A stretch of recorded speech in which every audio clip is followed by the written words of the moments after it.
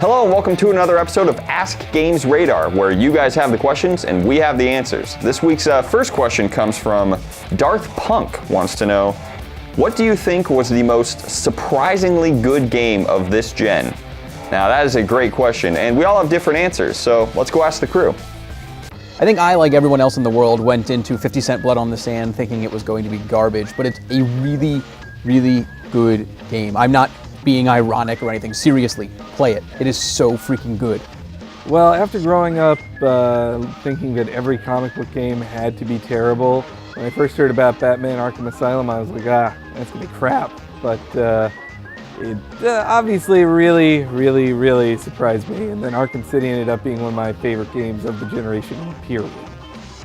So it's commonly held that I, Tom Magrino, don't have a soul, which made it all the more surprising that I found Journey to be one of the best games of this generation. It's emotionally deep, it made me feel something I'm not usually used to, but it happened. I thought Nier for the Xbox 360 was surprisingly good. It just had this strange combination of side-scrolling, a great story, words were literally weapons, it turned into a novella where you just read text on the screen at some point, really cool alternate endings. I didn't think I'd like it as much as I did. Hey guys, one of the games I actually didn't expect to get that into was this, Castlevania Lords of Shadow, which was actually a very fun action-adventure game.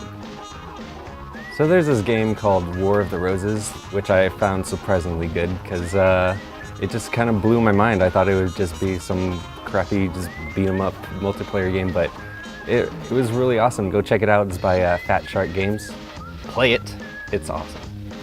So I was really surprised by Bayonetta. I thought it looked like it was going to come off as cheesy and exploitative, but it ended up deftly and intelligently handling subject matter that could have easily come off as offensive and gross. And it was a lot of fun to play too. Without a doubt, Hitman Absolution. The other ones, I hated them. This one, absolutely loved it. From beginning to end, finished it, mind blown. So going into Dishonored, I had no expectations, but by the time I finished that game, I personally think it's better than Half-Life 2. All right, thanks guys. This next question comes from Duffer00, and he wants to know, what are your favorite books if you read many? Let's go ask the UK guys. I'm pretty sure theirs is going to be like Sherlock Holmes or something, but let's find out.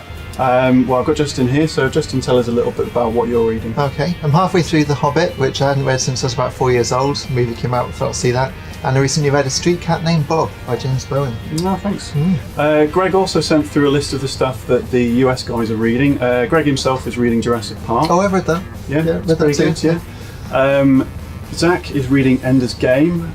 Lucas is reading Catcher in the Rye. And Sophia is reading Dragons of Autumn Twilight. Yeah, so me personally, I love crime thrillers, mystery books, stuff like that. And the book I'm reading at the moment is Never Coming Back by Tim Weaver. It's about, hang on a sec, Tim, you wrote this. Yeah, I did, yeah. Tell us what it's about. Oh, it's about an investigator that looks into the disappearance of a missing family. See you later. Yeah, so that's what I'm reading. Back to you, Greg. All right, thanks UK team. See, reading can be fun. Just take a look. It's in a book. This next question comes from Brickman409, says, can you feature me on the next Ask GamesRadar, even though I don't have a question to ask? Brickman409, we're not gonna feature you on Ask GamesRadar. You have to ask like a thought-provoking question. I could say Brickman409 all day.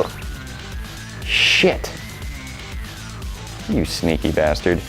Just cut this whole section. We don't want to feature this guy. Just cut. Okay, so are we back? Okay, all right, we're back. Tao Kaka wants to know, if you could choose one video game character to help you file your taxes, who would it be? For me, it would probably have to be a droid, and a video game character would probably be HK-47 from Knights of the Old Republic, because he could just, he could bust it out in like 2 seconds. He could have all my taxes done, but he could also be like a sassy jerk and call me meatbag and stuff like that. It would make doing my taxes probably a little bit more interesting. Well, that's all the time we have for this week. Make sure you like, subscribe, do all those great things to our social media channels. If you guys have any questions you want to see answered in next week's episode, leave them in the comments section down below. Also, we're going to be running a little contest here. There's a screen right behind me, and there's a blank space that we want you guys to fill.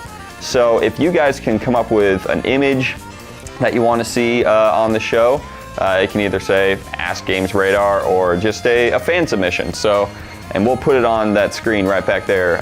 We'll pick our favorites. So you can email those submissions to greg.h@gamesradar.com, and we'll sort through them, and you might see yours up there.